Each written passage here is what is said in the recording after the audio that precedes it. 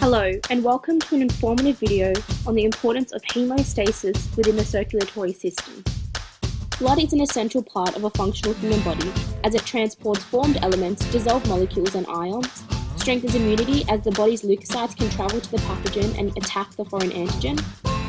The body also regulates bodily fluids and maintains the body's temperature between 36.5 degrees and 37.5. Blood is comprised of three main components. The first being plasma, which makes up 55% of the whole blood's capacity. Secondly, the erythrocytes, which make up 44% of the whole blood capacity.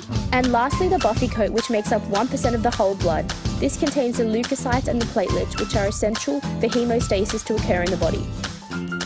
Hemo meaning blood and stasis meaning stabilizing shows that hemostasis stabilizes the levels of blood within the vessels if there is hemorrhaging occurring.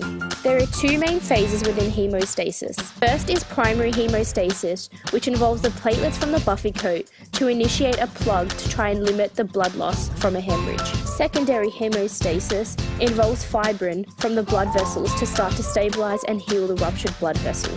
The process of hemostasis can be broken down into three sequential phases which overlap. The first is vascular spasm, the second is platelet plug formation, and the third is the coagulation phase. Once these steps have complete, the body then returns back to a homeostatic level. In step 1, once a blood vessel has been compromised, it will constrict to reduce the blood loss. In this phase, the length can depend on the severity of the damage. This phase then leads on to the platelet plug formation as the platelets and endothelial cells release serotonin and thromboxane A2 to stimulate this. The second step involves platelets that arrive to the site of the injury and stick to the exposed collagen fibers until they form a plug to stop the bleeding. When there is damage to the blood vessel wall, collagen fibers become exposed, which cause the platelets to react with them with the help of the von Willebrand factor. Then adenosine diphosphate and thromboxane A2 are released by the platelets to attract more of them to the site of the injury. And lastly, the platelets release procoagulants, which promote step 3. Step 3, the coagulation phase, is the final stage of hemostasis, where the coagulation cascade results in the formation of fibrin, which acts to seal the platelet plug in place. The coagulation cascade converts inactive proteins to active ones, which enables fibrin strands to trap red, white, and plasma proteins to form a clot that holds the platelet plug in place. There are many substances which assist in the forming of the clot. These include calcium, clotting factors, platelets, and vitamin K.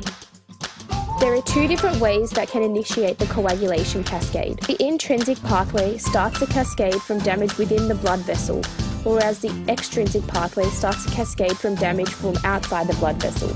Both lead to a common pathway of restoring the damaged blood vessel. Once the bleeding completely ceases, the clot starts to retract as the acetosamine contracts in the platelets, pushing the serum out of them. This reduces the size of the clot.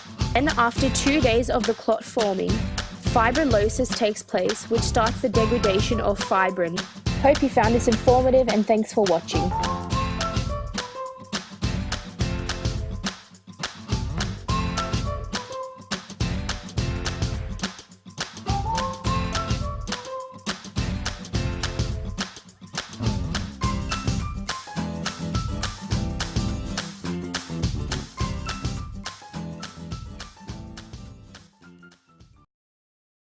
Created using Powtoon.